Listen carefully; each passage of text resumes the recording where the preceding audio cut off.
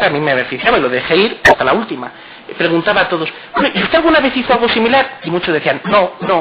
Y yo pregunté a Isabel Ruiz Blanco, bueno, ¿y usted hizo algo similar alguna vez con respecto a esta ley? ¿Por qué? ¿Porque era nueva? Y me dijo, sí, en efecto, la ley era nueva. Claro, es que hace unos años, cuando esto saltó, es que no se podía hacer nada similar porque no existía ese encaje legal. Estamos ante un caso nuevo. Y luego, cuando se trate el tema de la posible discriminación, hablaremos de cómo el Tribunal Constitucional habla de un caso en comparación, habla de un caso idéntico resuelto por el mismo tribunal o la misma sala, donde se resuelva de manera diferente. Aquí, de contrario, esta parte se ha aportado un artículo del País donde se hace una entrevista a dos mujeres también en el mismo caso, donde dice que se les pidió informe de idoneidad, pero es que es más, de contrario se aporta como prueba una entrevista que se hizo a estas mujeres al folio 242, donde aparece un representante de un colectivo gay y viene a decir, no, hay gente de nuestra asociación que ha pasado por lo mismo. Es decir, hay casos similares.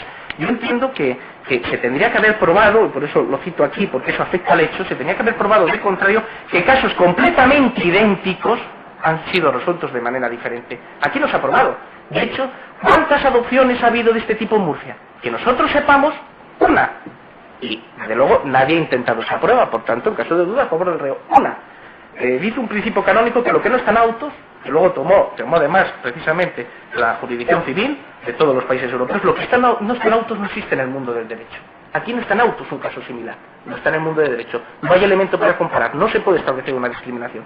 Pero es que finalmente surgió otra duda sobre este informe. Vamos a ver, ¿este informe qué es lo que viene a decir? Viene a decir, bueno, como conclusión, no, es que la madre, la adoptante, es idónea. Bueno, es que alguien dudó de la idoneidad de esta mujer. Aquí no se dudaba de la idoneidad como persona física, concreta, individual, sino en conjunción, en formación de matrimonio, en formación de pareja. Y se preguntó por la presidencia, y viene a decir, bueno, aquí ha habido dudas de si se vio o no se vio la niña. Esto es trascendente, y es trascendente porque ambas mujeres lo negaron. Una de ellas, ante la existencia de la propia presidencia, viene a decir, bueno, a lo mejor vino de la guardería, no estoy segura. Y va y nos dice la señora Dolores Gomariz, dice, toda su declaración es muy gráfica, porque ella posa las manos constantemente sobre sus piernas, y cuando la presidencia le pregunta eso, crispa las manos, se quita el anillo, empieza a tener y dice, sí, creo que la vi, estaba allí, bueno, pero no estaba allí. Y luego dice, sí, vino de la guardería, ¿a qué hora le hizo la entrevista usted? A las 10:10:30, qué niña, viene a las 10:10:30 de la mañana de la guardería.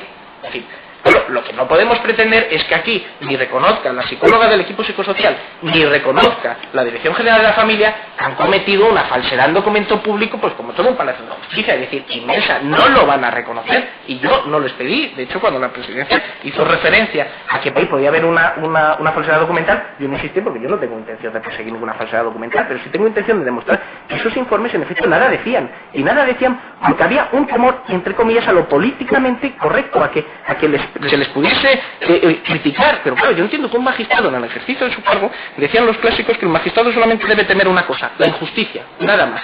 Bueno, tiene que indagar la verdad, hay un bien supremo, el bien del menor no puede pararse en respetos humanos, en decir, bueno, es que esto no es políticamente correcto, bueno, es que aquí, no, él intentó indagar la verdad. ¿Y qué solicitó? Un segundo informe. ¿Y qué es lo que dijo en ese segundo informe? Dijo, bueno, vamos a dejarnos de como se dice vulgarmente, jesuitismos, y vamos a dejar de dar vueltas al asunto, voy a hacer las preguntas concretas. ¿Y qué preguntas concretas vertió en esa ampliación de informe? Bien, por las preguntas concretas que figuran como documentadas en el escrito de defensa de esta parte. Aquellas que psicólogos y psiquiatras afamados como Enrique Rojas dicen que tienen de peligro estas adopciones. Y Enrique Rojas, en esa prueba que nosotros aportamos, ¿qué dice? Existe el riesgo de que sean homosexuales. La homosexualidad no bien llevada, es decir, mal llevada, puede traer problemas, no la bien llevada. De hecho, en esos estudios, si se leen detalladamente, se habla que el problema no es la homosexualidad en sí, sino el ocupar el rol de padre y madre. Bien, puede haber dos mujeres o dos hombres que ocupen los roles alternos. Y eso es lo que necesita el niño, esos roles alternos. Pero esto lo decimos nosotros, ¿cómo lo decimos? Porque hay dudas y por eso se piden esos informes. Como al final de esos informes no se elaboran, se dice, bueno, vamos al Tribunal Constitucional. ¿Y por qué vamos al Tribunal Constitucional? No en sí para impugnar el matrimonio, que eso es secundario, sino porque el Tribunal Supremo, en una jurisprudencia que evito citar porque viene en nuestro escrito y además es conocida por todos, viene a decir que lo que no se puede colocar a los menores es ni siquiera en situación de riesgo. Bien, si la ley no está clara, si no está claro el bien del menor, el Constitucional tendrá que resolver si esa ley puede ser inconstitucional o no. Y es más, precisamente, ¿por qué un juez tiene esta potestad? Bien, porque yo creí que esto ya estaba asentado en España. El legislador sí tiene un límite y el juez sí es garante de la Constitución. Un juez de primera instancia es garante de la Constitución, porque ¿quién hace las leyes? El legislador. El legislador no tiene ninguna presunción de que sus actos sean válidos. Y el legislador tiene un límite, que es la Constitución. Y corresponden a los jueces ordinarios en un sistema que ha adoptado España, que es el más digno de los sistemas constitucionales, que el juez ordinario, el pequeño juez de un tribunal, a lo mejor perdido, es el que puede decir, aquí hay una infracción de la Constitución. El legislador se ha sobrepasado. ¿Y por qué? Porque el artículo 32, siguiendo la doctrina alemana, como siguen nuestros constitucionalistas, habla de la institucionalización de una serie de figuras, entre ellas el matrimonio. No se puede variar de repente, con un juego de palabras, vaciar el matrimonio de contenido porque nos cargamos la Constitución. Bueno, hay serias dudas sobre eso y por tanto era perfectamente lógico que se pidiera o que se sospechara si podía haber una duda razonable. Pero es que es más, se alega de contrario que el Constitucional establece, si no recuerdo mal, en el artículo 40 de la Ley Orgánica que le rige, que las situaciones ya previas constituidas se mantendrán iguales, ¿vale? Precisamente por eso interesaba resolver la adopción. ¿Y con qué criterio? Pues con el mismo criterio que mantuvo la Fiscalía de Pamplona, en un asunto que está citado en auto su referencia, en que en un caso similar vino a decir, pues suspende usted, presente la cuestión de inconstitucionalidad. ¿Por qué? Porque si se produce una adopción es irrevocable, es decir, el representado no hizo ninguna locura, hizo algo que tiene precedentes, y tiene precedentes por el propio Ministerio Fiscal. Y luego, por otra parte, se habla aquí, porque se habla de una indemnización de los perjuicios. Bueno, pues hay que tener en cuenta qué era eso de los perjuicios que se pueden ocasionar en este caso. Ya hemos explicado que no hubo en ningún momento ningún perjuicio porque la supuesta herencia estaba garantizada. Además, yo entiendo que lo más importante cuando se habla de niños no es el aspecto económico, es el aspecto afectivo. No nos podemos fijar en unos posibles intereses económicos y pensar, bueno, es que hay una herencia, es que es lo afectivo lo que debe primar. Pero es que, por ejemplo, la señora Sandoval se le llegó a preguntar, bueno, por el tema de los perjuicios por la dilatación, se le preguntó del Ministerio Fiscal, bueno, ¿y alguna vez se solicitó el magistrado que acelerara el asunto? Y dijo, no, es que claro, es que este no era un asunto privilegiado, porque había que acelerarlo. Lo que también dejó declarado la señora Sandoval es que nunca se le dio instrucciones de paralizarlo. Primer punto. Segundo punto, mi propia compañera Montserrat, la anterior abogada de las creyentes, viene a decir que no presentó nada por escrito. No presentó nada por escrito. Es más, ni siquiera solicitó hablar con el juez, ni con el magistrado, ni con el secretario. Ella pensó en principio que esto era debido al propio retraso del juzgado.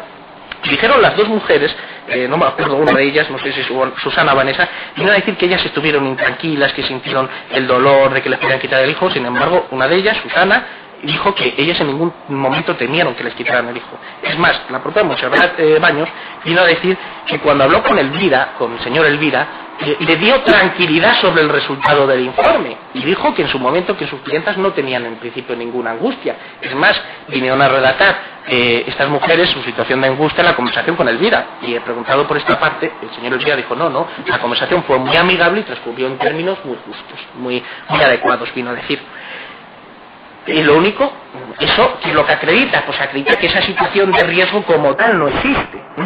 Es más, Vanessa viene a decir que nadie le dijo nunca que le pudieran quitar a su hija.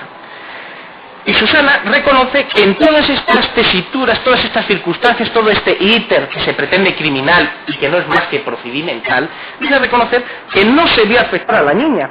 Era muy pequeña. Es más, esta parte precisamente por eso la preguntó y por eso entiendo que de los testimonios se saca mucho. Además de que se saca que esos informes no valían para nada porque ya eran tendenciosos, o sea, ya estaban teledirigidos. Es que la propia Susana reconoce, cita, que intentó la adopción cuando surgió la nueva ley, la modificación del artículo 40 o 41, no me acuerdo, es decir, cuando la modificación que se podía hacer directamente en los registros, dice que ella lo intentó como en Alicante lo habían reconocido. Si bien en Murcia el propio registrador no reconocía el efecto retroactivo de esa ley. Pero aquí no se ha aportado en autos ese intento, o sea, no se ha aportado en autos intenciones escritas diciendo aceleren usted el asunto, no se ha aportado eso, en fin, no se prueba nada, pero todo esto prueba mucho. Y finalmente, ¿qué es lo que dice el secretario? El secretario es un testimonio muy importante por lo siguiente, porque viene a reconocer, uno, que Encarna le dijo esto, dos, esto es importantísimo, que el procurador en efecto llamó la atención al magistrado no sobre la situación del letrado, porque el letrado nunca pidió, mi representado, ningún letrado, pidió la habilitación, porque firmaba un abogado, como cualquier juzgado, cuando firma un abogado y se desconoce, hay que ver si es abogado o no. Se le pidió la habilitación, lógicamente. Las partes, aunque ellas decían que les había dicho los servicios jurídicos que tenían que acudir representadas con abogado, las partes pueden no acudir con abogado, pero si acuden con él tiene que